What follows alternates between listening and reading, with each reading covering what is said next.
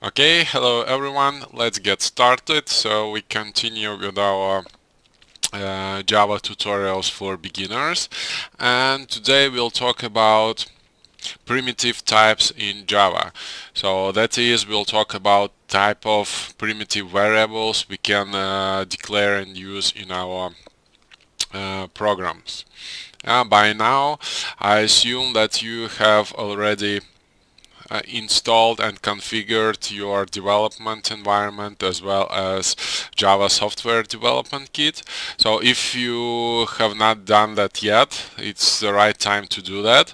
If you have any doubt how this could be done, well, on the top right corner you can see a link to our previous video where this is covered in details. Okay, other than that, let's continue. So today we'll discuss primitive types of variables in Java. So on your screen right now you can see all primitive types available in Java. So they could be divided into three parts. So the major one is integer.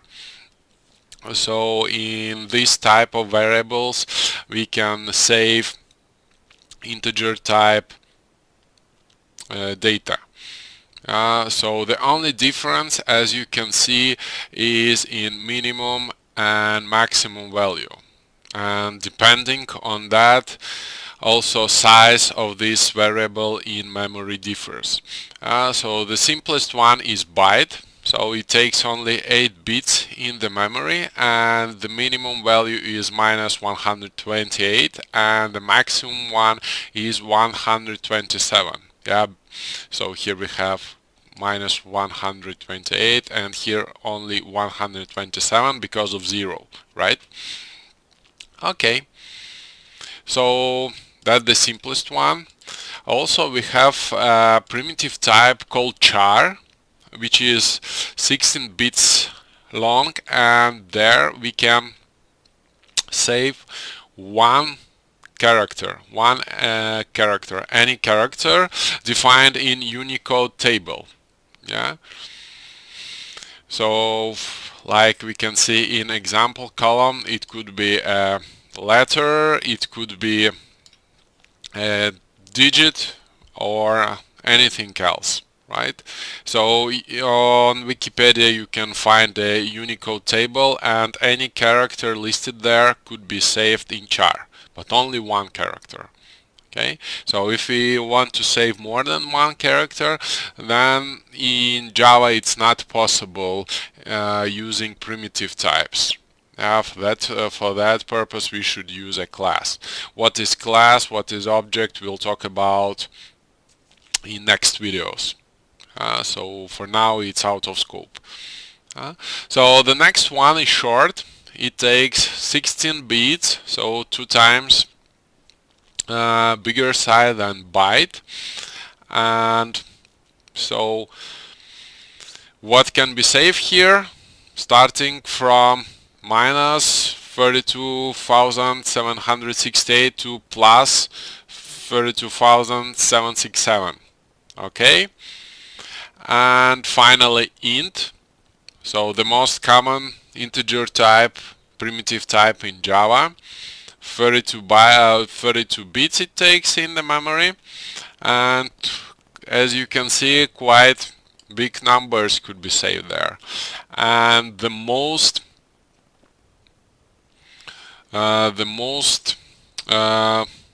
big, so to say, primitive type of integer in Java is long.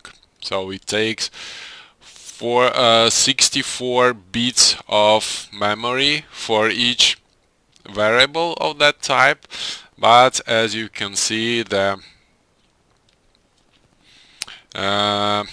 numbers which could be saved there are really huge. So starting from minus this number and up to plus this number could be held there.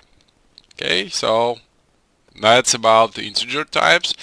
Also we have floating point primitives, we have two types, float and double, and as you can see, the only difference between them is the size, like we had here, long, int, short and byte.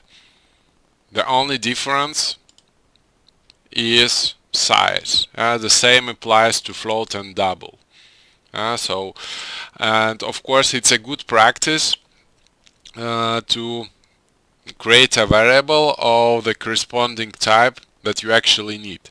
For example, if you want to store, let's say, integer with value 5, for example, and you know that the biggest value of that particular variable could be 10, for example, it's not a good practice to create a variable of type long.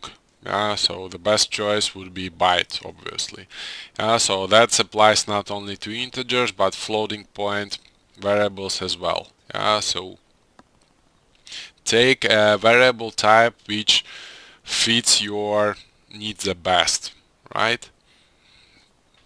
So in that sense you will save some memory. Of course, maybe it doesn't make sense if you have a small program which uses, for example, 5 variables. So there wouldn't be any difference whether you create variables of type byte or long. But if you consider creating a program with thousands or millions of variables, right? So in that case, it really makes sense. And finally, two other types. So the Boolean, okay, which takes only two values, true or false, right? So it's a logical variable. And also we have void. So sometimes it is mentioned like a primitive type, sometimes it's not, but void it's just a empty set, void, so it doesn't contain anything or it doesn't return anything. Okay, so that's void.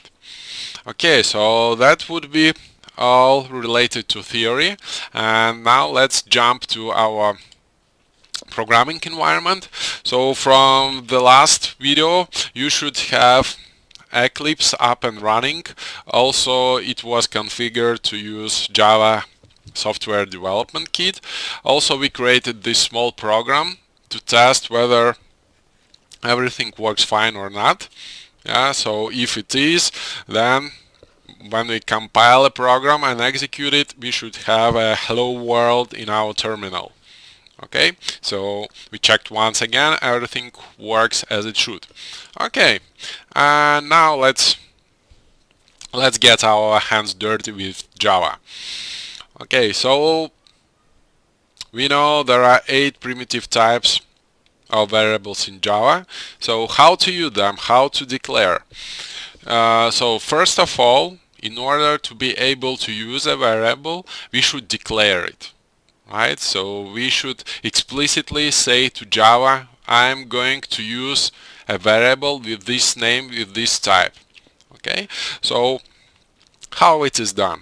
Very simple. So first we write a type of variable, for example int. So as you could see here, int. So primitive type int. So we declare that we are going to use a variable of primitive type int. Then we specify a name for this variable so that Java would know. For example, if we want to save something to that variable or to load from it, we should somehow be able to access it. So we should say, hey, please return a value stored in that variable. But to be able to say that, we should give a name to that variable. Okay, so type variable name. Basically that's all. And as all commands in Java, we should put a semicolon once we are done with our command. So each command, each instruction, each function in Java should be terminated by a semicolon. Okay, so basically two options of variables declaration. Yeah, so the first one, we just declare a variable, so type and name. Another option is also to assign an initial value to our variable. So let's say we create test1 and want to assign some initial value, so it's 1. Okay, everything works fine. And also, obviously, we can't have two variables of the same type, right? So if we try to do that, you see we already have it, a variable called test. If we try to create a new one, it could be also of a different type, but anyway, we get an error. Yeah, and what we see here is a duplicate local variable test. So it said that such variable already exists, right? So we should avoid that. Test free. Okay. And one interesting moment. So in Java, to declare a variable, so at first we specify a type of variable and then a name. So if we talk about a different Java-like language called Scala, where we have the opposite behavior. In Scala, first we declare a name of variable and then type. Just an interesting fact. Okay, so once we have defined our variables, we can also assign some values to them, like we did here. So this equal sign in Java, as well in the most other programming languages, it means assignment. So we don't say that test1 variable is equal to 1. No, what we say here is that we assign value 1 to our variable test1, right? Okay, so we have also test. So to assign a variable, a value to variable, we just do that using assignment sign equal, right? Also, if we talk about integer type variables or double type variables, so numeric variables, we can do all mathematical operations like summing. Let's say test1 plus test. Okay, and here we have an error, very interesting error. It says invalid assignment operator. So we have test1 defined, we have a value in test1, we have test, we have value in test. So we write an expression which should return a sum of these two variables, but we don't make any use of this summing operation. So we don't save it to a variable, we don't let's say print it out on the console, so we don't do anything with that result. So that's why in terms of Java this operation is useless. And that's why it says so invalid assignment operator. So what we can do, for example, we can save that result in a variable sum. So in that case everything works fine. And here you can see we have a warning. And the warning says that the value of this variable is not used. So it's a warning, so it doesn't prevent us from compiling and running our application. And if we have an error, it does prevent us from running it. We can run, but we will end up in exception. So it says errors exist. Do you want to proceed? Okay, let's proceed.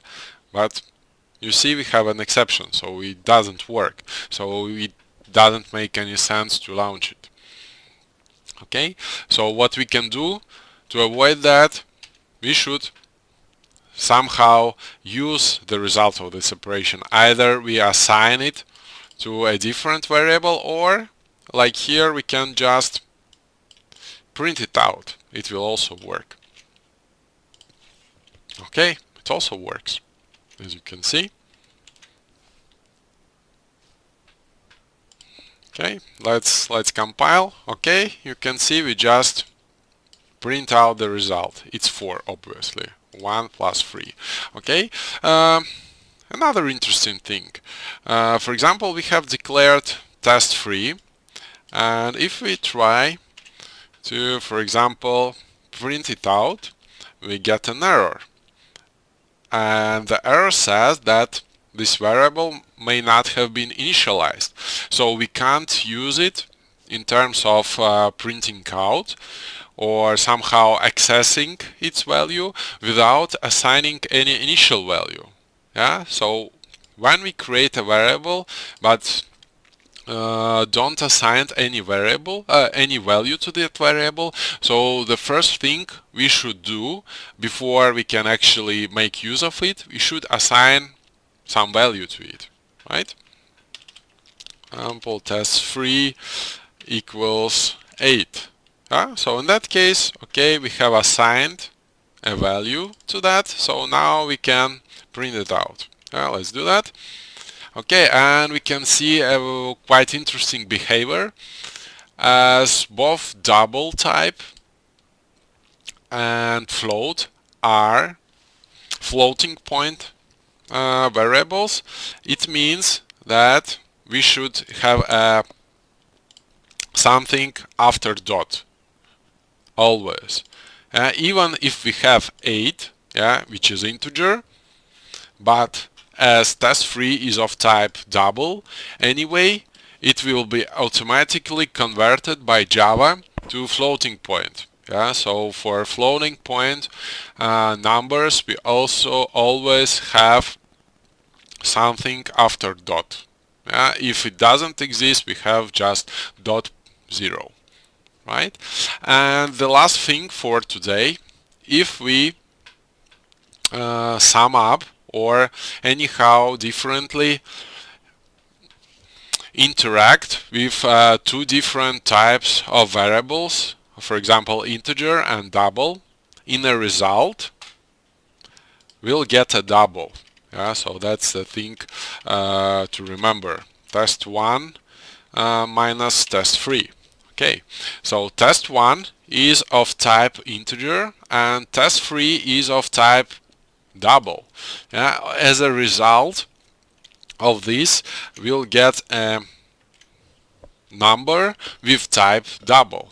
So that's always if we interact with integer and double, or any integer type and floating type numbers, either we multiply it, sum, or do anything else, so the result will be a floating point number. Please remember that.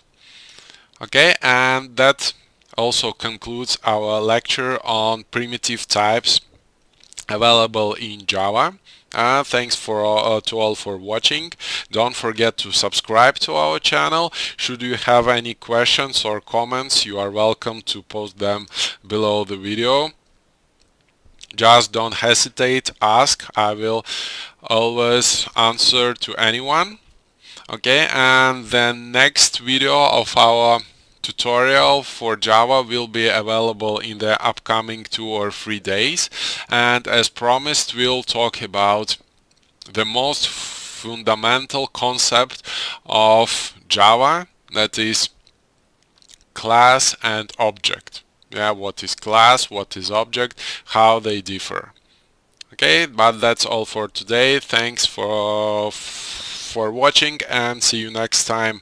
Bye bye.